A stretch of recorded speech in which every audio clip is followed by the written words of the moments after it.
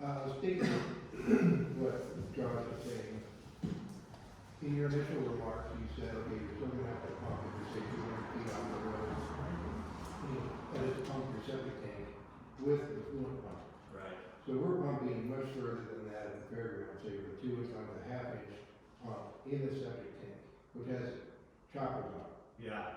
They're cheap pumps, they Sure. last for a long time, Yeah. and we're pumping 600 feet at least, so Sure. that's an option for these folks that are that far off. Yeah. They don't have to pump their septic tank with, we've got a septic, as it were, that's got a chopper in it.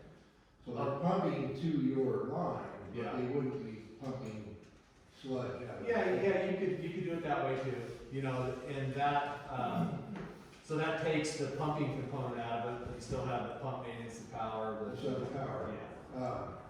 And also, I'm hoping that someone could talk about the impact this would have on any commercial growth in McCarthy, whether or not it's possible right now. Well, That sounds like a setup. I think it's intuitive, right? You bring in community sewer system, it's gonna be easier to develop. Commercial, housing, whatever. Well, what I'm saying, yeah, and I guess it hasn't been mentioned, but we have a lot of parts sometimes that don't work, right? Right. You can put it above, if you wanna bring in a hotel or a new restaurant, any new business right now is pretty much cost prohibitive for the septic system that would require. Agreed. This would Yeah, handle that. it would promote those it's hard to design large septic systems under current requirements.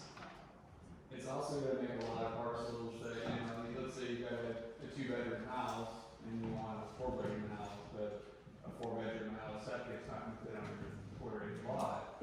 That's sewer, that's a non-issue. We could potentially build a hotel that actually use the building for more functions. The other thing that's happening in California is what they call the auxiliary, I think it's auxiliary dwelling unit. Is that right, Ken? Is that the right? Accessory dwelling unit.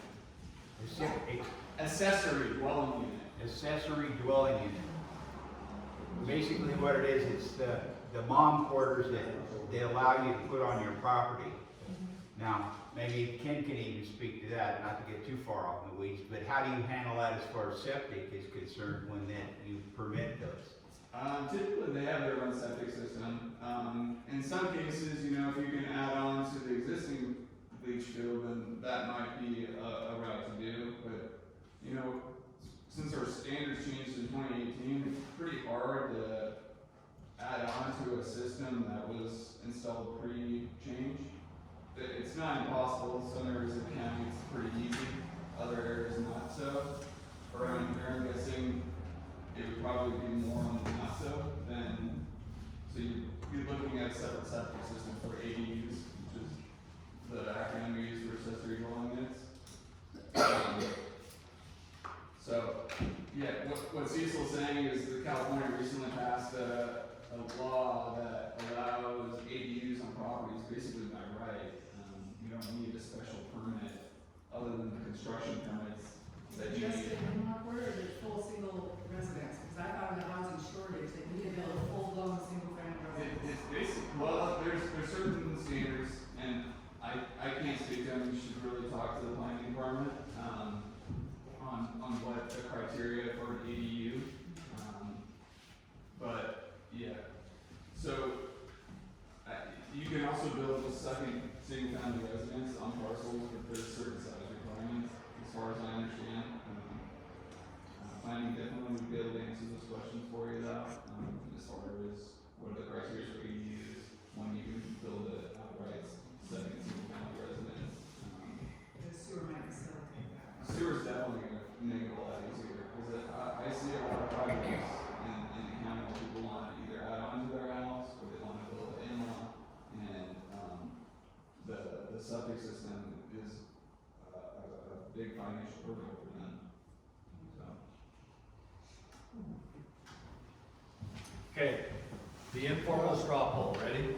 I have a question, just to clarify that, because we're running all the main lines and testing all that ahead of time before we run laterals, I assume that the minute that they disconnect us from our septic system. They're going to install the lateral, and at that point in time when it's installed, we can immediately use that to flush our toilets and run our wash machines and all that. Yeah, basically, they won't connect your lateral until all the downstream plumbing to Fall River Mills has been installed, tested, and accepted. And there's a lot of work to do there. Yeah. And according to what Ken is saying, what I'm gathering is that all the people along the bluff, because they're more than 200 feet from where the main line will be, that they can choose whether or not they want to be part of it or not. If they choose not to, the county won't interfere with them because they're set more than 200 feet back. Right. Is that correct, Ken? That is correct, and, you know, and that decision would need to be made until that leach field fails. You know, to me personally, like, just knowing the cost for these, I still feel like it's cheaper for people to pump to a sewer main than it is to pump to a leach field. Or even do gravity to the leach field. But I'm seeing more and more pump to leach field systems, just because leach fields are getting shallower and shallower, and so just because you might, I guess the point I'm trying to make, you might not be avoiding pumping in the future, you might still need to pump, and if that's the case, then it's much better to pump to a sewer main than it is to pump to a leach field. Bill Johnson, you got a question? Yeah, this grant opportunity seems like it's too good to be true.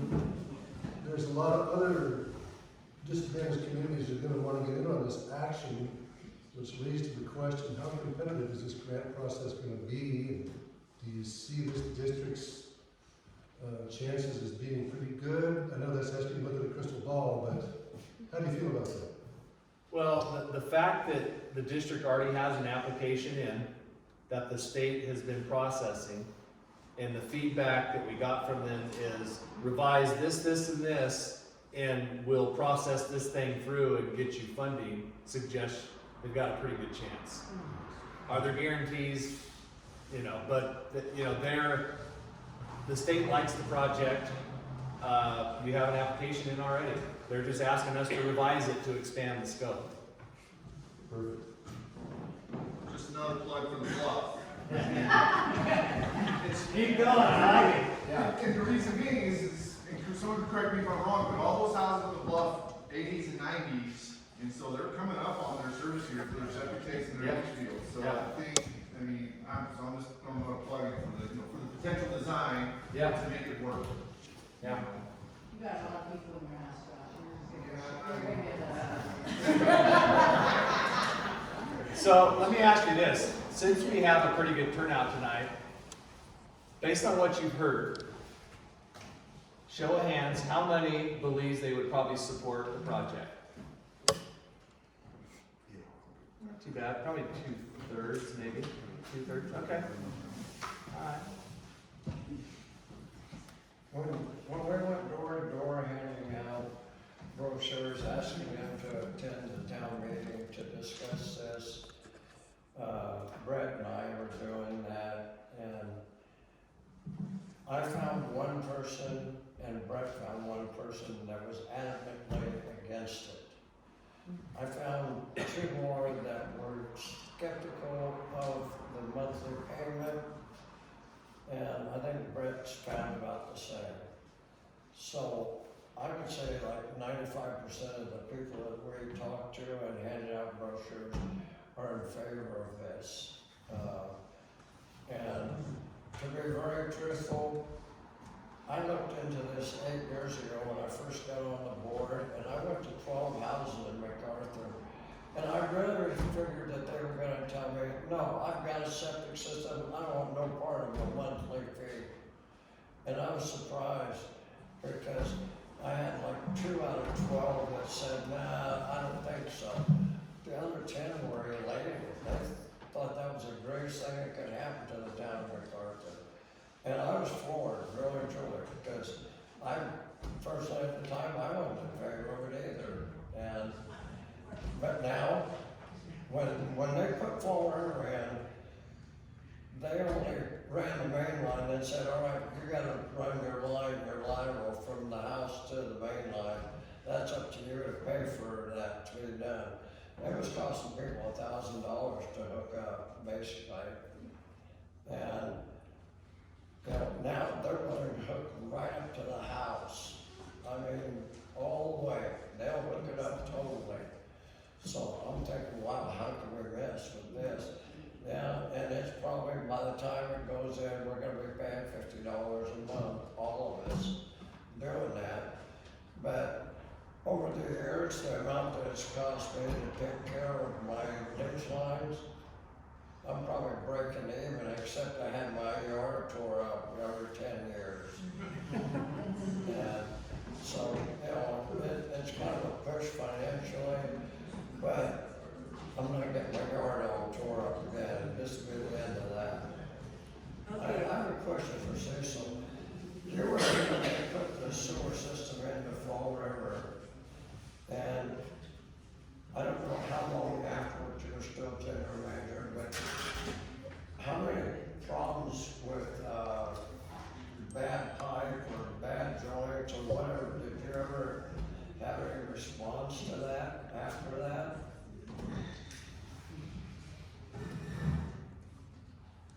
The short answer is no. And the reason, and what I'll use as the yardstick is that system was put in the late 70s. The sewer system in Fall River Mills is extremely tight. What I'm saying is there's very little infiltration of any kind of groundwater into that system. That means that we're not pumping water that infiltrates into the pipe. If it's not going in the pipe, then basically we don't have root problems that he spoke of. So I think the material issue is a non-issue.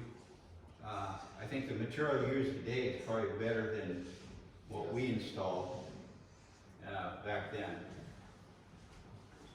But getting on a rabbit trail, I think this is compared to the Fall River system when it was installed, this is the biggest gift that you can get. I mean, seriously.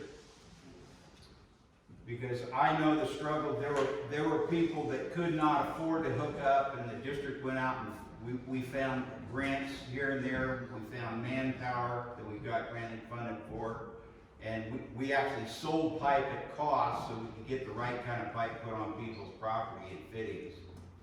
But it was difficult to get it all in and get everybody accommodated. I mean, even the things that Paul spoke of as far as clean outs at your house, those kind of things you have a clean out at your house in Fall River, but it may be buried, because we're just trying to cut costs for people all along the line, you know, but it worked. But you make the call. You're the community, and this board's here to serve you as well as myself. Any other questions? Sorry.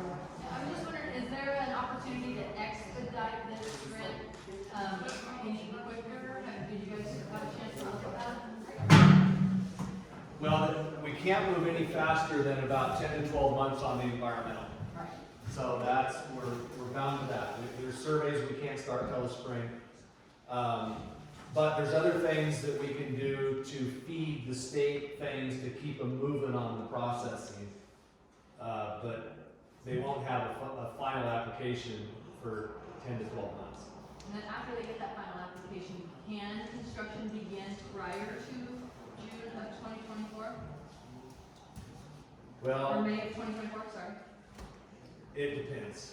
You know, we're speculating on how long it's going to take the state to process and give us a funding agreement. Obviously, the district's not going to spend $33 million before it has a firm commitment, right? So, you know, there's timelines there. I think the answer to your question is possibly, but trying to look out 2 to 3 years and estimate what other people are going to do that we have no control over is difficult.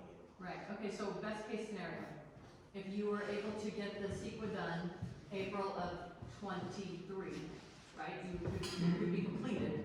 If you started it in April of 22, No, we would start the CEQA today and be done in September 22.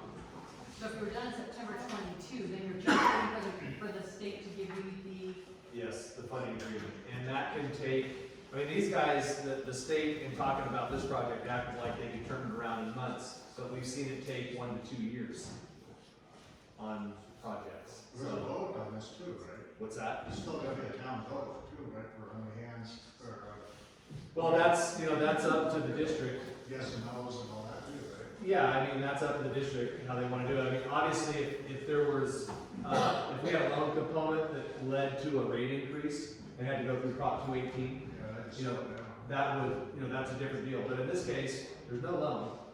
Yeah. There's no project cost to you guys. So it's really up to the district on how they wanna evaluate the, the desires of the community and make a decision to proceed or not. I can't speak. thank you. Any other questions?